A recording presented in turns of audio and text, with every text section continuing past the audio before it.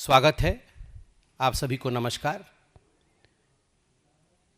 धन्यवाद है, आप लोग थोड़ी देर पहले सदन कवर कर रहे थे, पार्लियामेंट में थे और बहुत ही कम समय के अंदर आप अभी पार्टी ऑफिस पहुंचे हैं। सदन के अंदर चर्चा, सदन के अंदर गहमा गहमी, यह लोकतंत्र का गहना होता है। लोकतंत्र इसी से सजीव रहती है, लोकतंत्र इसी से चलता है। विगत कुछ दिनों में जो घटना चक्र हुआ, हमने देखा कि हमारे देश के होनहार छात्र वो सामने आए, उन्होंने आंदोलन किया। छात्रों के आंदोलन में किस प्रकार से हमारे पार्टी के बड़े नेताओं ने उनसे बातचीत की, समाधान निकला, आंदोलन समाप्त हुआ और जो मूल विषय कई वर्षों से 2014 तक, भारत के स्वतंत्रता से 2014 तक पेंडिंग था, अर्थात पेपर लीक से कैसे बचा जाए, एग्जामिनेशन को और सुदृढ़ कैसे किए जाए, जो माफिया है पेपर लीक के पीछे उनको किस प्रकार से कड़ी सजा दी जाए। 2024 में भी कानून बना था, उस कानून को संशोधन करके उसको और सुदृढ़ बनाना, उसको और कठोर बनाने की प्रक्रिया देश के सबसे बड़े लोकतंत्र के मंदिर पार्लियामेंट में आरंभ हुआ। लगभग 45 मेंबर ऑफ पार्लियामेंट्स ने उस बहस में भाग लिया। माननीय मंत्री श्री जितेंद्र सिंह जी ने इस बिल को टेबल किया और पूरी बहस में वो मौजूद रहे। उन्होंने आज थोड़ी देर पहले उत्तर भी दिया और अंततोगत्वा वोटिंग के माध्यम से आज वह कानून भी बना है। मैं तो सबसे पहले आप सबको बधाई देता हूं। मैं प्रधानमंत्री नरेंद्र मोदी जी को धन्यवाद भी करता हूं। इस सरकार को पार्टी के प्रवक्ता के नाते, पार्टी के कार्यालय से सभी कार्यकर्ताओं के तरफ से भी धन्यवाद करता हूं कि पेपर लीक के जो मामले होते थे उन पर किस प्रकार से संपूर्ण रूप से पूर्ण विराम लगे और किस प्रकार से जो माफिया, जो व्यक्ति, जो संस्थान उसमें इन्वॉल्व होते थे, उसको रोकने के लिए एक सख्त कानून आज बना है। 45 एमपी के बोलने के क्रम में आज राहुल गांधी जी ने भी भाग लिया और राहुल गांधी जी ने भी अपने मंतव्य को रखा, मगर हुआ वही जो हम सबको संदेह था, हुआ वही जो राहुल गांधी जी के साथ हमेशा होता है। झूठ का पुलिंदा, देश को भ्रमित करने की कोशिश,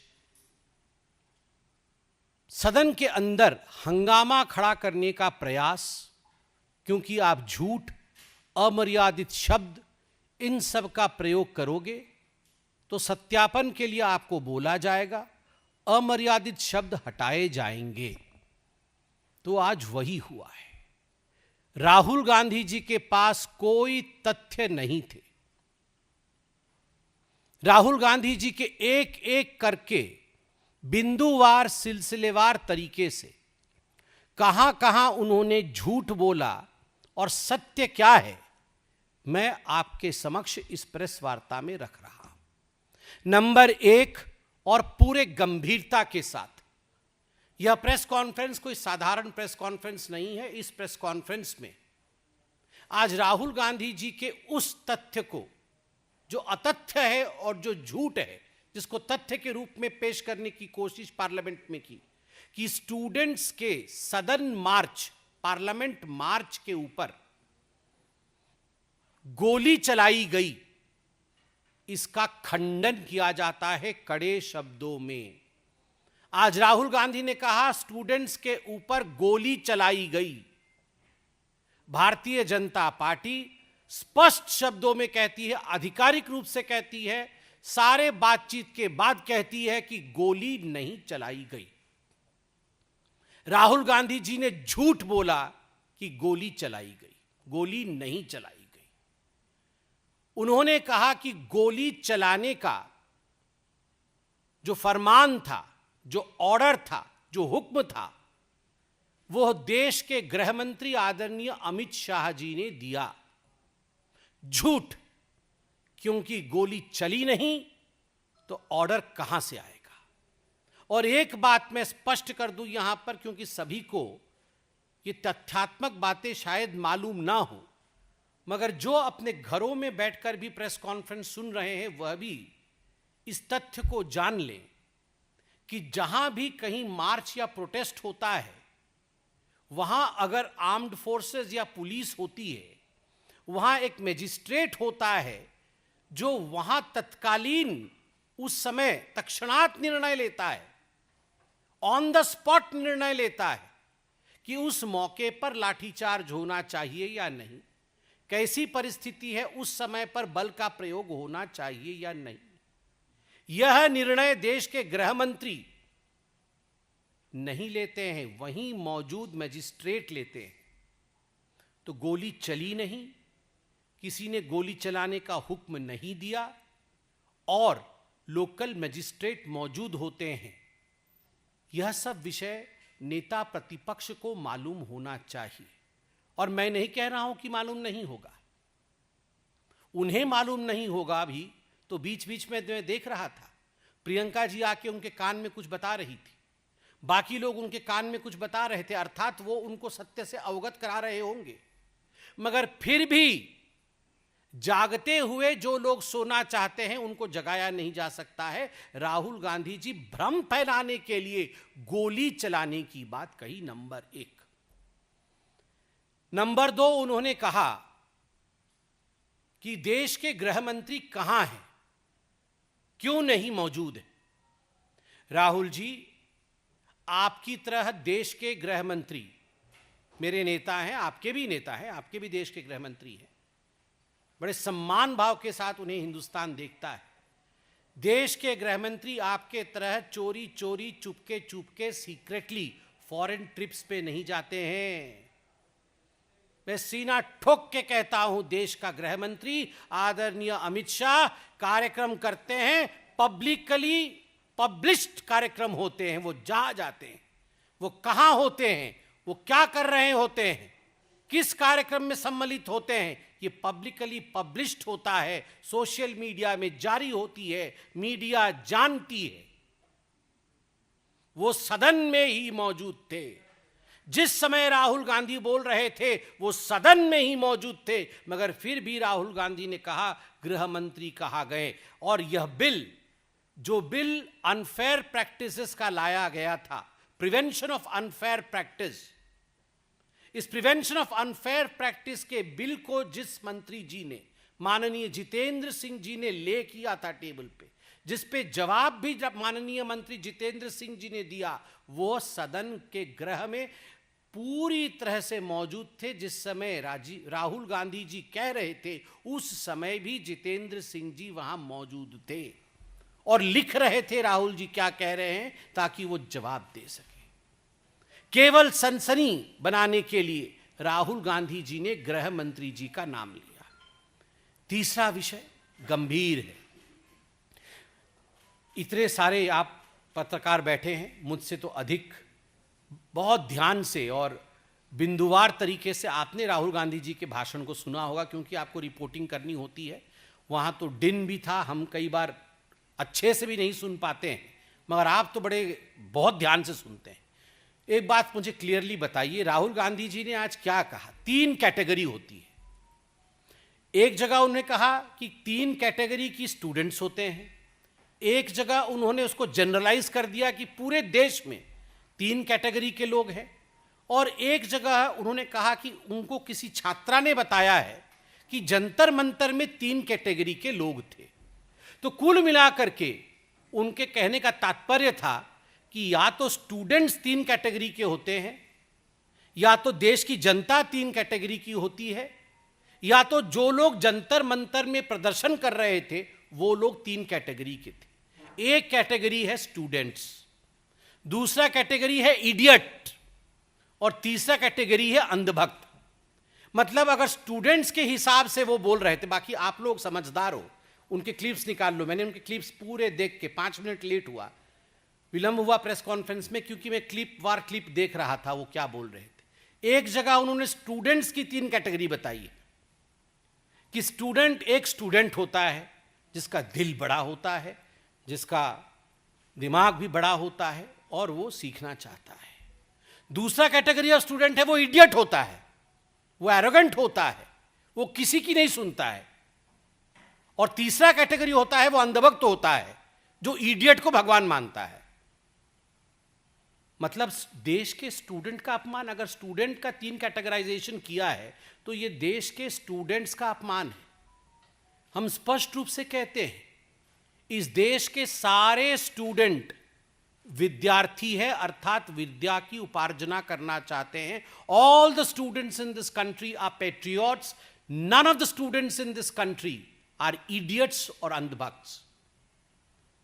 इस देश का कोई भी स्टूडेंट इडियट नहीं है, इस देश का कोई भी स्टूडेंट बिना किसी तथ्य के विश्वास करने वाला अंधभक्त नहीं है, वो अपने कन्विक्शन से आगे बढ़ता है। तो अगर स्टूडेंट को राहुल गांधी जी ने इडियट और अंधभक्त कहा है तो अक्षम्य है।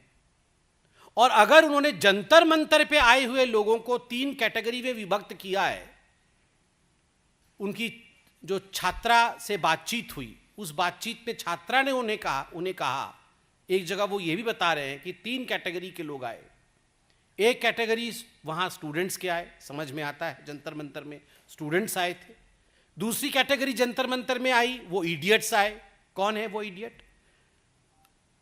मैं तो देख रहा था कौन कौन आए, मैंने लिस्ट मांगी ऑफिस से कि कौन कौन आए थे, तो किसी ने दिखाया कि दूसरे पार्टी के लोग आए थे, कई पार्टी के लोग आए थे, नेता आए थे वहां पे, कई कुछ मूवी स्टार वगैरह भी आ गए थे। तो ये जो नेता आए थे, मैं उन नेताओं का नाम नहीं ले रहा हूं क्योंकि वो ऑपोजिशन वाले हो सकते हैं, मगर उनके लिए भी ऐसे शब्द का प्रयोग करना ठीक नहीं है। क्या वो जो नेता सब आए थे वो इडियट्स थे? वे दे इडियट्स और अंधभक्त थे वहां पे?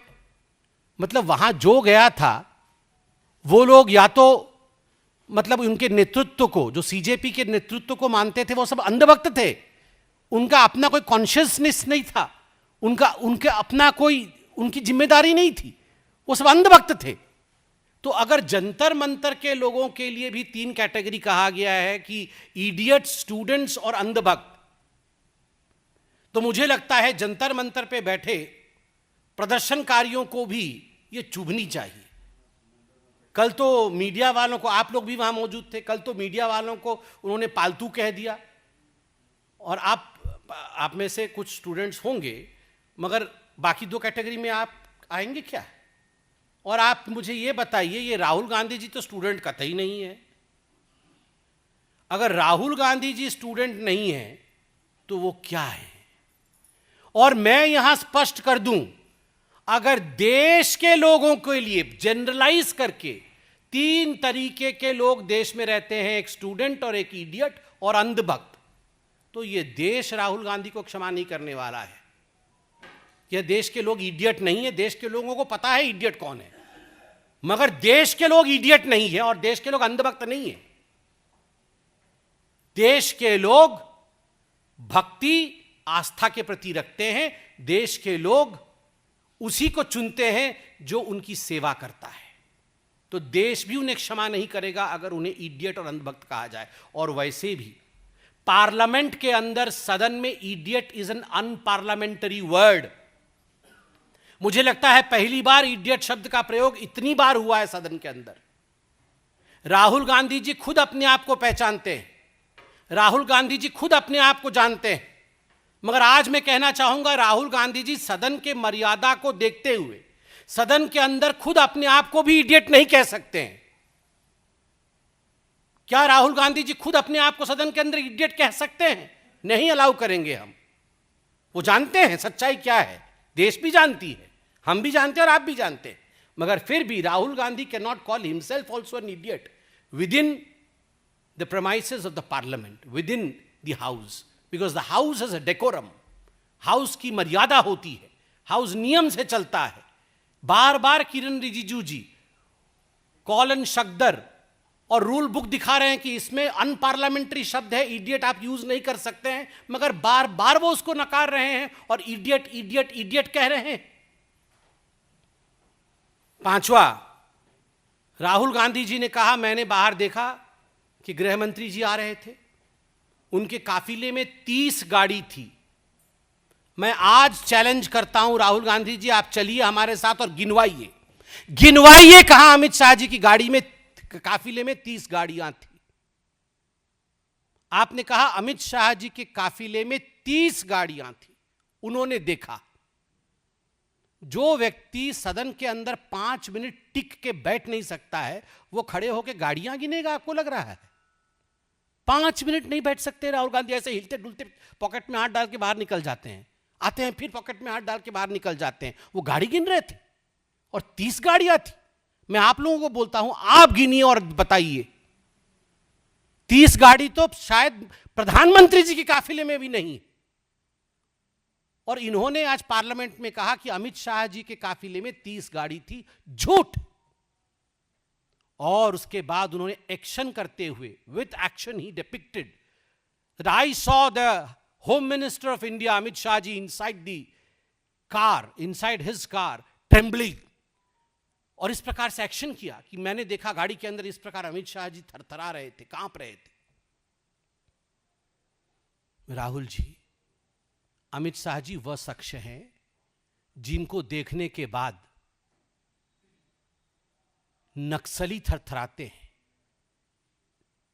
प्रधानमंत्री जी के आशीर्वाद से, प्रधानमंत्री जी के निर्देश से दिन रात परिश्रम करके जिस व्यक्ति ने भारत से नक्सल हटाया हो, भारत को नक्सल मुक्त भारत बनाया हो, वह व्यक्ति कांप रहा था। एक एक नक्सली जिसने 100 हत्याएं की थी, चुन चुन करके उनका सफाया किया था अमित शाह जी ने, वह व्यक्ति कांप नहीं सकता। आपने कहा अमित शाह जी कांप रहे थे। जिनके नाम से आतंकवादी कांपते हैं, उनके नाम पे यह कहना कि वो कांप रहे थे, कहीं ना कहीं दर्शाता है कि आप सच्चाई से वाकिफ नहीं है, आप सच्चाई से बहुत दूर है और केवल देश को भ्रमित करने के लिए इस प्रकार की बातें कह रहे हैं। राहुल जी, एक बात आज आप कान खोल के सुन लीजिए। विगत 75 वर्षों में,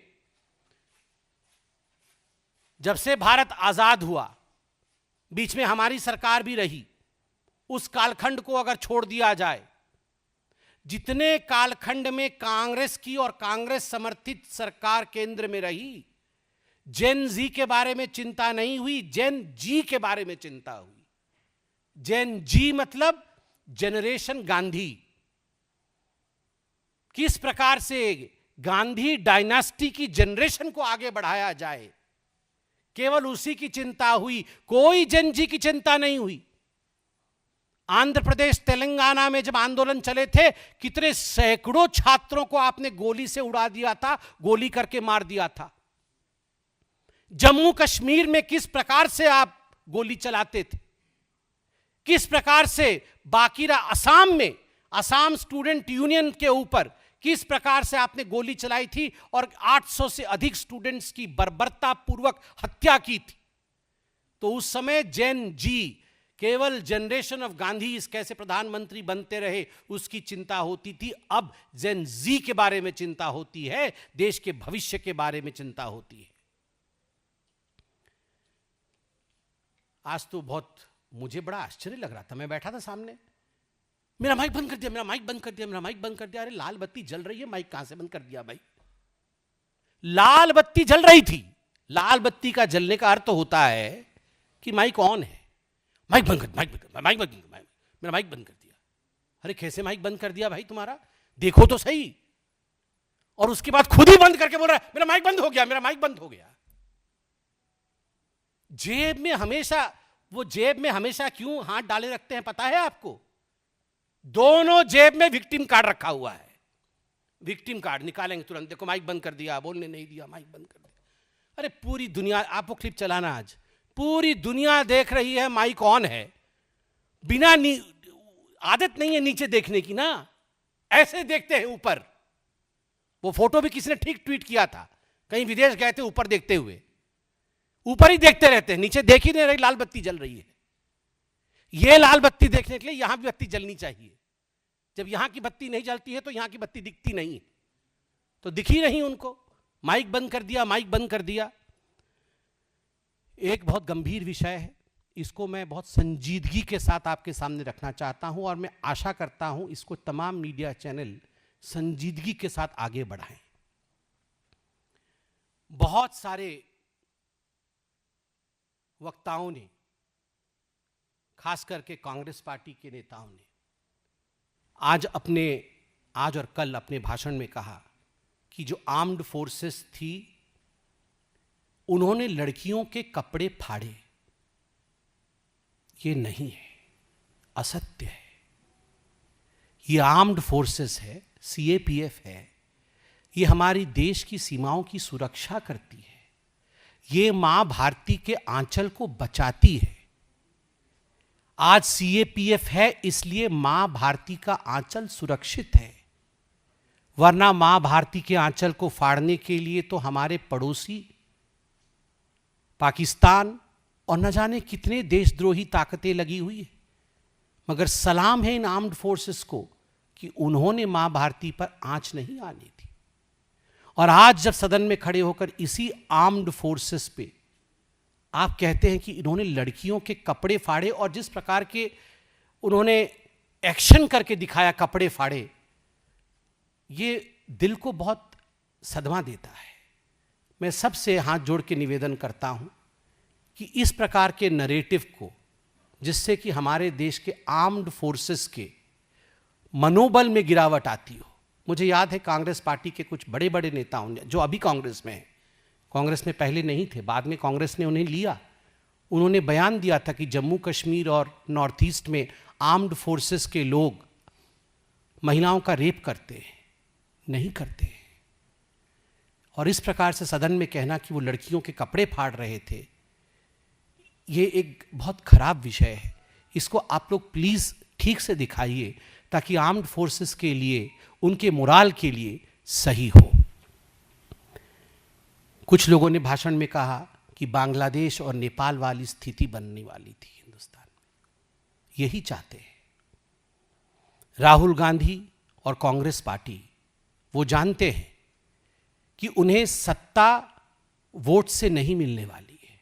वो जानते हैं कि 7 LKM पहुंचने के लिए, वो जानते हैं कि प्रधानमंत्री बनने के लिए, वो जानते हैं कि मुख्य सेवक, हम मुख्य सेवक कहते हैं मगर वो उसे अपना जागीर कहते हैं। अपने जागीर को वापस पाने के लिए इलेक्शन लड़ना होता है और संख्या जुटानी होती है। यह संख्या जुट नहीं सकती है। इसीलिए एक ही तरीका है, अराजकता फैलाओ और अराजकता को हवा दो। और जहां अराजकता नहीं हो रही है, सारी बातचीत हो गई, सीजेपी ने प्रोटेस्ट वापस ले लिया, सब कुछ ठीक है, उसके बाद भी भ्रम फैलाओ ताकि जो विषय ठीक हो रहा हो उसे ठीक नहीं होने दो। फिर से भ्रम फैलाओ ताकि लोग सड़कों पर उतरे, माहौल बिगड़े, गोली चली, इस प्रकार से बोलो। माहौल बिगड़े और उस बिगड़े माहौल में आप राजनीतिक फायदा उठाओ। केवल और केवल यही ध्येय राहुल गांधी का है। और इसलिए आज राहुल गांधी जी ने जो भी कहा वो सारी बातें मिथ्या थी, झूठ थी। उन्हें बोलने का पूरा मौका माननीय स्पीकर जी ने दिया, क्योंकि हम सब सदन में मौजूद थे और बार बार स्पीकर साहब ने पूछा आप बोलना चाहते हैं, बोलना चाहते हैं। Rahul Gandhi was reluctant to stand and talk. वो खड़े होकर बोलने के लिए तैयार नहीं थे, शायद प्रिपेयर्ड नहीं थे, और इस कारण से उन्होंने अपना भाषण नहीं दिया। कोई प्रश्न हो तो अवश्य पूछे।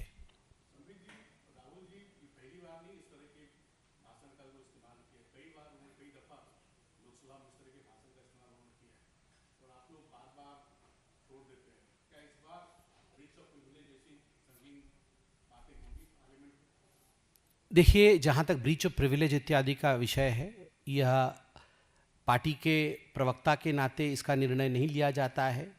यह पार्लियामेंट्री अफेयर्स और बिजनेस एडवाइजरी कमेटी इत्यादि एक ढांचा बना हुआ है पार्लियामेंट में, वहाँ इसका निर्णय होता है, चर्चा होती है और उसके बाद वह विषय आगे बढ़ता है।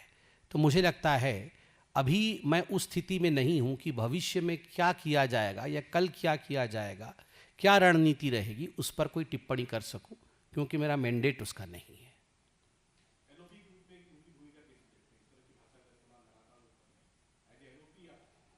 देखिए, आप एक महत्वपूर्ण बात ध्यान से आप देख रहे होंगे, कांग्रेस पार्टी के कितने सदस्यों ने बोला, क्या ट्रेजरी बेंच ने किसी के साथ भी इस प्रकार का बर्ताव किया? क्या हमने उन्हें बोलने से रोका? आदरणीय प्रियंका वाड्रा जी ने भी कल अपना भाषण रखा, क्या भारतीय जनता पार्टी ने कोई हो हंगामा किया? नहीं किया। हमें आपत्ति थी, प्रियंका वाड्रा जी के भी कुछ कमेंट्स से हमें आपत्ति थी। जैसे कि प्रियंका वाड्रा जी ने कहा था, वो एक फैक्ट नहीं था, उन्होंने कहा कि आरएमएल में एक छात्रा के पास में गई थी, उनकी माँ से बात हुई, उस छात्रा को पुलिस ने बहुत बर्बरता से मारा था और वो आईसीयू में एडमिट थी।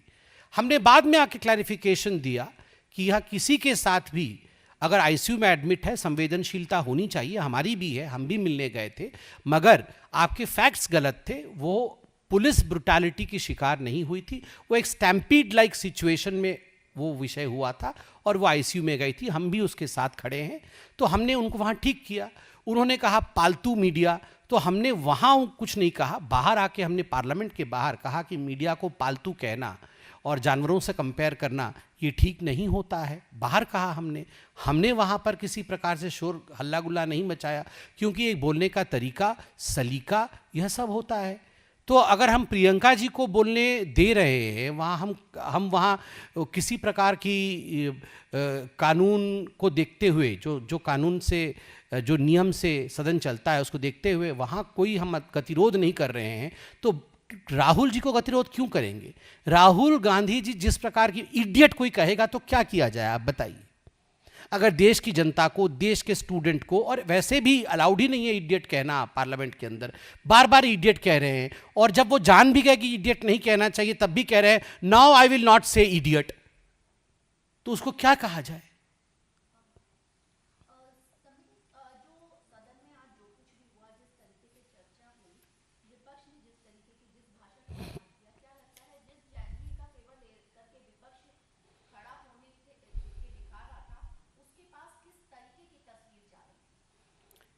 देखिए, जहाँ तक जेनजी का सवाल है, जेनजी आज हमसे बुद्धि में और काम में बहुत आगे है।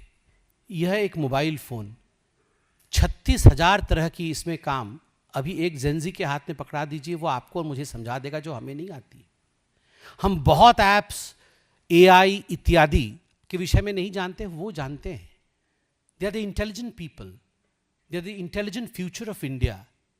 वो सबको, वो किसी पार्टी के नहीं है, वो भारतीय जनता पार्टी के नहीं है या वो कांग्रेस के नहीं है, वो किसी के नहीं है, वो देश के हैं। जो देश के हित के लिए काम करेगा वो उसके साथ खड़े होंगे। आज जेनजी का मुद्दा पेपर लीक और कैसे एक ऐसा कानून आए जिससे पेपर लीक ना हो, वह मुद्दा था। वो चाहते थे और वह बातचीत भी हुई सीजेपी के साथ कि पार्लियामेंट में इस पे चर्चा होगी, इस पे बहस होगी। जब पार्लियामेंट पे इस पे चर्चा और बहस हुई, आज जनजी भी देख रही होगी कि किन सांसदों ने, किस पार्टी के सांसदों ने वाकई सिलसिलेवार, बिंदुवार तरीके से मुद्दे पर अर्थात कानून पे चर्चा की, प्रावधानों पे चर्चा की, कितनी सजा बढ़ाई जाएगी, कौन 10 करोड़ फाइन देगा, ऑर्गेनाइज्ड माफिया का क्या होगा, ऑफिसर्स का क्या होगा, इस प्रकार की चर्चाएं किसने की और किसने झूठी बातें कही, ये सब जेनजी ने देखा होगा। And I am sure Gen Z is not going to stand with the ones who falsify and who lie through their teeth। जो झूठ बोलते हैं उसके साथ जेनजी हो या कोई भी जनरेशन हो, वो नहीं खड़ा होता है। सत्य के साथ हमेशा जेनजी खड़ी होगी।